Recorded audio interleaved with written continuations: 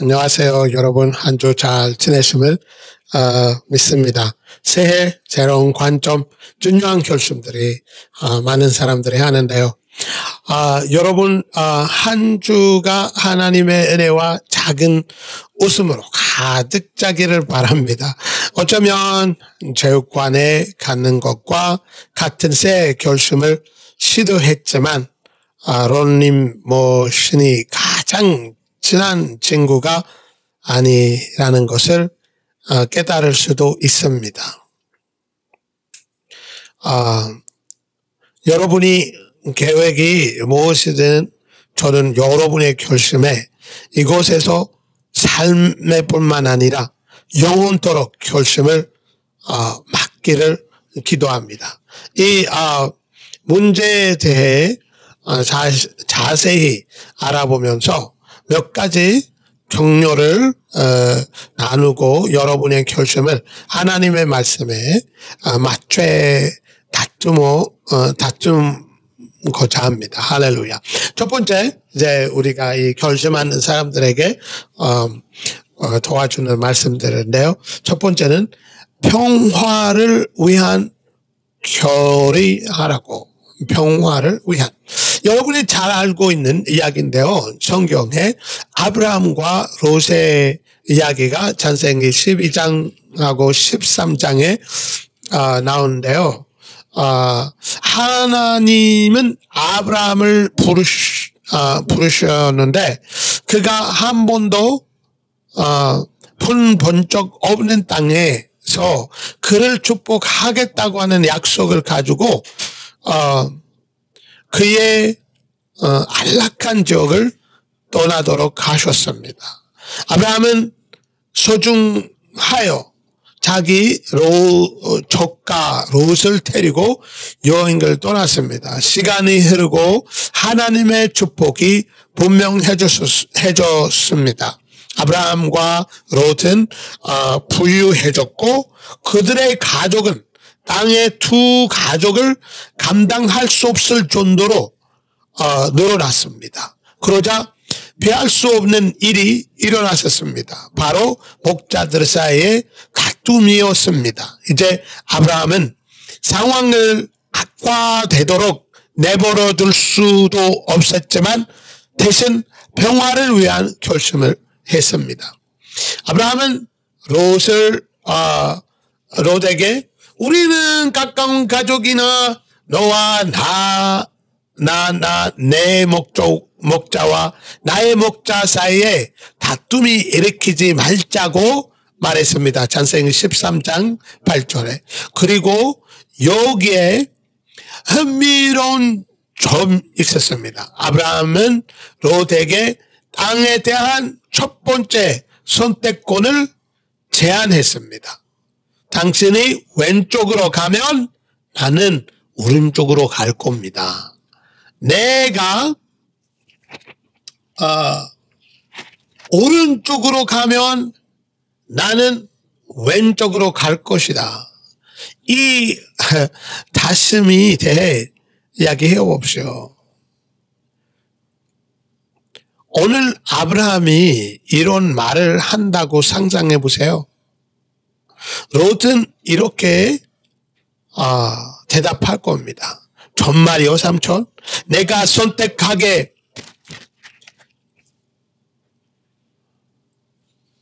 정말이요 삼촌? 내가 선택하게 대두는 거야? 놔두는 거야?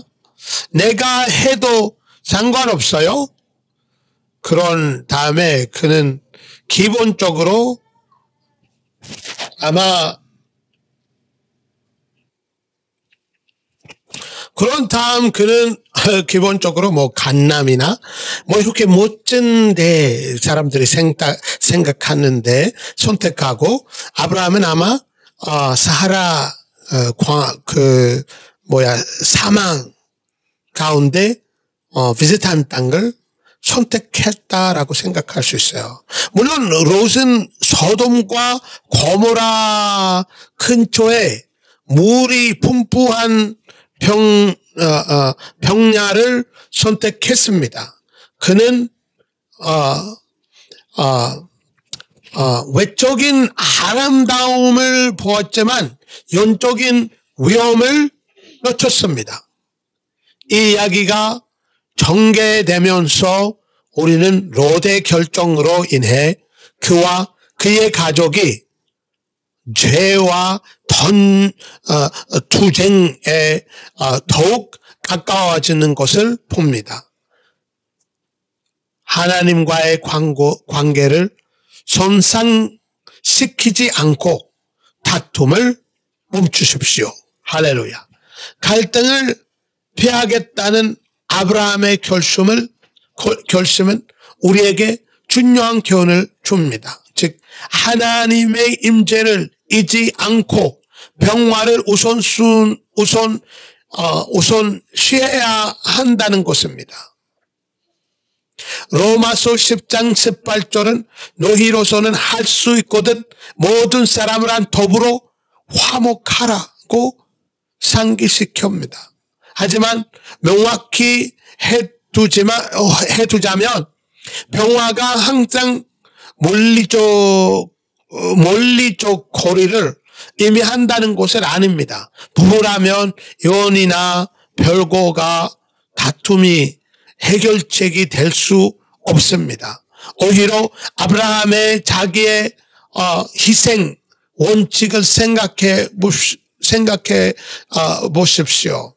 때로는 승리를 보이는 것은 관계의 치유의 열쇠입니다. 두 번째는 하나님께 가까이 머물겠다는 결심을 롯의 선택 우리에게 또 다른 교훈을 줍니다. 우리의 결심은 결코 하나님과의 관계를 타협해서는 안 된다는 것입니다. 롯의 소돔의 사치에 더 가까이 다가겠지만 동시에 그 죄에도 더 가까이 다가겠습니다. 새로운 직업이든 사업이든 새로운 습관이든 결심을 할 때 스스로에게 이렇게 자문해 보십시오. 이것이 나를 하나님께 더 가까이 가게 해줄 것인가? 시편 37편의 4절의 말씀인데요. 여호와를 기뻐하라. 저가 내 마음의 소원을 이루어지리라 라고 격려합니다. 개인적인 간증인데요. 작년에 저는 아이들과 함께 매일 예배를 드리기로 결심했습니다. 결과는 놀라웠습니다. 7살밖에 안 되는 막내 최근 나에게 와서 처음으로 하나님께서 나에게 말씀하시는 것을 들었다고 말했습니다. 하나님께서 그에게 무엇이라고 말씀하셨는지 물었더니 그는 두려워하지 말라. 나는 당신에게 비전과 더 이상을 보여줄 것이다 라고 말씀하셨다고 했어요. 그래서 좀 웃기도 하고 좀 귀엽기도 하고 좀 감동이었어요. 며칠 후에 사무엘 12장 읽고 기도했는데 또 와서 나한테 하나님께서 저를 세계 곳곳에 보내셔서 아버지처럼 교회를 이끌게 하실 거라고 하셨습니다 라고 전해주셨습니다. 성도 여러분, 저는 좀 눈물이 날 뻔 정도로 좀 감동이었어요. 그래서 여러분의 마음을 밝히지 않는다면 어떻게 될지 모르겠습니다. 이거 좀 터칭하는 이야기예요. 믿음에 필요한 결심 세 번째인데요.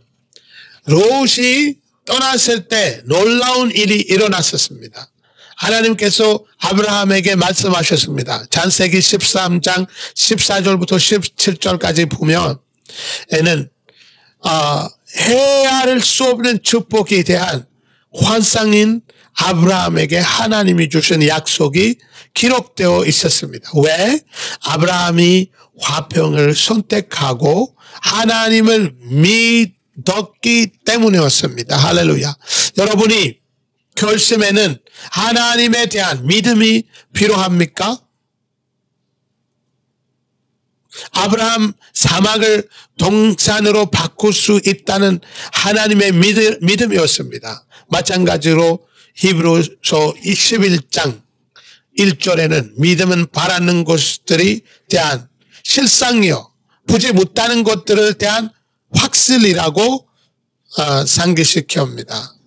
여호와께서 이사야 51장 3절에 여호와께서 시온을 위로하시며 그 모든 왕폐한 것을 위로하실 것이미로다. 그 광야를 에덴 같게 하시며 그 사망을 여호와의 동산 같게 하시리니 그 가운데 기쁨과 즐거움이 있으며 감사와 노래하는 소리가 있으리라라고 있는 말씀처럼 아브라함이 미리 이 예언이 나오기 전에 이런 믿음을 갖고 있었다 말할 수 있습니다. 광야를 에덴 같게 하실 수 있는 하나님, 이런 우리의 결심에 믿음이 필요한 결심을 하실 때, 결단을 하실 때 하나님의 역사를 볼 수 있습니다. 그런 믿음을 가지고 우리가 평화를 만들 수 있습니다. 가족 재단, 가정을 위한 결심. 성도 여러분, 올해는 가족의 재단을 세우도록 격려하겠습니다. 사랑하는 사람들을 함께 기도하고 하나님의 말씀을 읽으세요. 하나님께서 함께 그분을 찾는 가족들에게 말씀하시는 것을 알게 될 것입니다.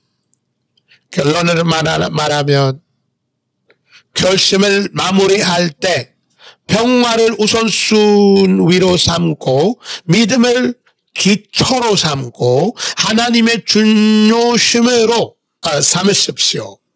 그분께서 여러분의 한 해를 인도하실 것을 믿으십시오. 그러면 여러분은 항상 이상의 축복을 보게 될 것입니다. 할렐루야. 그리고 성도 여러분, 기억하십시오. 체육관에 가지 않거나